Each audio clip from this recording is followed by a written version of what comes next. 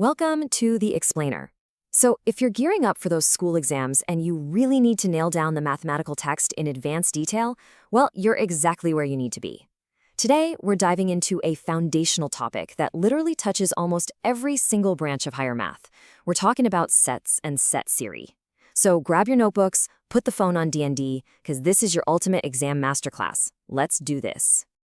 To really ground our understanding, there's this brilliant quote from the esteemed mathematician G.H. Hardy. He said, "Set theory is a study which did not begin with Pythagoras and will not end with Einstein, but is the oldest and the youngest."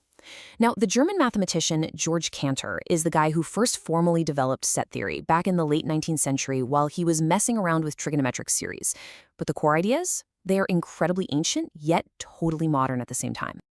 Here's our game plan for today. We'll kick things off with the foundation of sets, then move to translating sets for exams.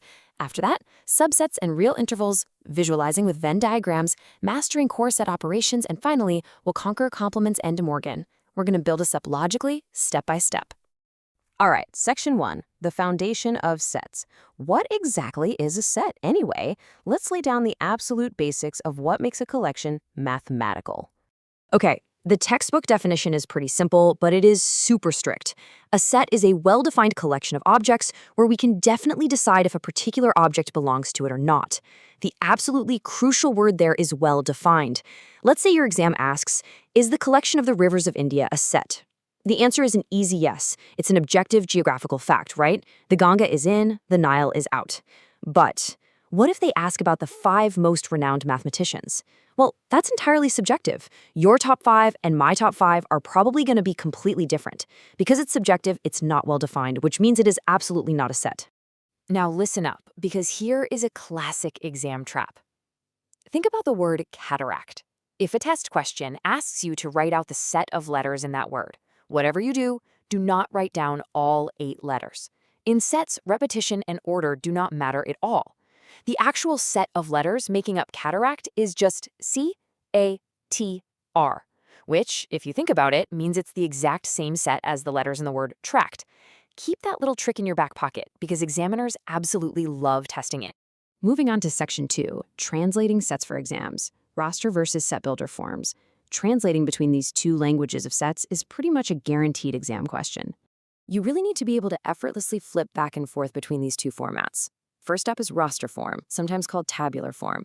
This one's super straightforward. You literally just list all the elements, separate them with commas, and hug them in curly braces. Think open brace, A, E, I, O, U, close brace. Boom. Then you have set builder form. This is your formal algebraic language. Instead of listing every single thing out, you state a single common property that unites everything in the set. You'd write it using a variable, like x, and a colon, which we read out loud as the set of all x such that x is a vowel. And then we run into a very special case, the empty set. You'll see this written as the Greek letter phi, or sometimes just as completely empty curly braces. Just like it sounds, it's a set that literally does not contain a single element. You might also hear it called the null or void set. To really wrap your head around this, think of this impossible scenario from the textbook. Try to find the set of students studying simultaneously in both class 10 and class 11 at your school. Since a student physically cannot be enrolled in 2 distinct grades at the exact same time, that collection is mathematically empty. All right, section 3, subsets and real intervals. Subsets and the number line. We are going to tackle a super frequent stumbling block for students right now, categorizing sets within other sets.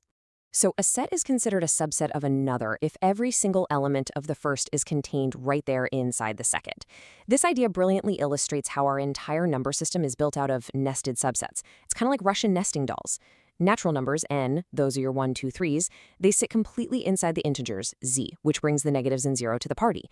Then integers sit snugly inside rational numbers, q, which are your fractions. And finally, all of those sit inside the grand overarching set of real numbers, r. And r even scoops up those weird irrational numbers like pi and the square root of 2. Now, I really need you to focus for a second here. When we deal with real numbers, we use intervals, and the specific brackets you write down on your exam paper matter immensely. One tiny slip up here and you lose the points. Step 1, an open interval. This uses round brackets. It means you include all the numbers between point A and point B, but you absolutely exclude the endpoints themselves. Step 2, a closed interval. This one uses square brackets, and it means you do include those endpoints. Step 3, half-open intervals. These are a mix. A square bracket means include this end, and a round bracket means exclude this end. Seriously, memorize this notation. It's crucial. Section 4, visualizing with Venn diagrams, giving algebra a geometric face. Time to step away from pure algebra for a second and give our equations a visual makeover. These diagrams, named after the English logician John Venn, are basically the ultimate visual hack for abstract math. The foundation of any Venn diagram is the universal set, which we denote with a capital U. This is the basic master set relevant to whatever specific problem you're working on. It holds all the possible elements. In a diagram, we draw this universal set as a big rectangle. Once you've got your rectangular universe drawn out, any subsets you're analyzing get drawn as closed curves, usually circles, sitting right inside of it. Which brings us to Section 5, mastering core set operations, union, intersection, and difference. This is the heavy lifting of the explainer, where we get into the actual math you'll perform to solve the big problems. Let's break down the two absolute most vital operations. First up is the union, which is denoted by a big U shape. A union B creates a brand new set of elements that are in set A, or in set B, or in both. It just jams them all together. Just remember not to repeat any common elements. Next is the intersection, denoted by an upside-down U. A intersection B creates a set of elements that are common to strictly both A and B. To make this super concrete, think about the school sports example from the text. If set A is the hockey team and set B is the football team, the union is a giant list of every single kid playing at least one of those sports. But the intersection, that's just the hardcore athletes who are crazy enough to play both sports at the same time. I'm going to pause for a second here because you are definitely going to want to mentally bookmark these properties for your study notes. These dictate the rules of the road for set algebra. The commutative law proves that order just doesn't matter for unions or intersections. A union B is exactly the same as B union A. Simple. Then you have the associative law, which shows that how you group three sets in parentheses doesn't change your final outcome at all. And the idempotent law? That one's wonderfully simple. A set unioned or intersected with itself just equals itself. The third core operation you need to master is the difference of sets, calculating A minus B. Here's how you do it. Step 1, look purely at the elements in your first set, set A. Step 2, identify any elements in A that are also sneaking around in set B and strictly remove them. Step 3, whatever is left over in set A, that is your final answer. Now listen to me carefully on this one. A minus B is completely, totally different from B minus A. Unlike regular arithmetic where things can be somewhat symmetrical, with sets you are uniquely stripping out the second set's influence from the first. Order is absolutely everything here. All right, Section 6, Complements and De Morgan, the final boss. Let's see how everything we've talked about builds up to the most advanced concepts in this chapter. Up to now, we've been super focused on what is inside a set. But what about finding what is strictly not in a set? Well, that is called the complement. We denote it with an apostrophe, so you'd read it as A prime. The crucial aha moment here is understanding that finding the complement is basically just subtracting your set from the entire universal set.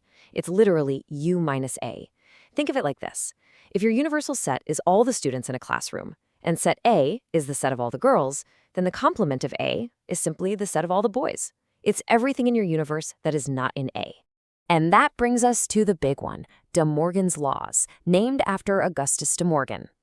These are your ultimate algebraic takeaways for exam proofs. They define exactly what happens when you apply a complement to an operation inside parentheses. Look at the first rule. The complement of A union B equals the complement of A times intersected with the complement of B. Did you catch that? The union symbol flipped upside down, and the exact same thing happens in reverse for the second rule. Whenever you distribute that complement prime inside the parentheses, the operation symbol flips. Finally, double complementation. The complement of a complement just cancels itself out, dropping you right back to your original set A.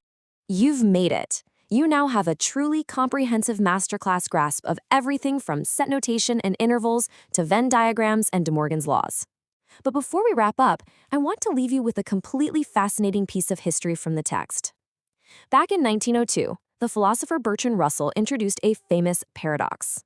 He basically proved that the mathematical assumption of a set of all sets actually leads to a massive contradiction. As the text puts it, nothing contains everything.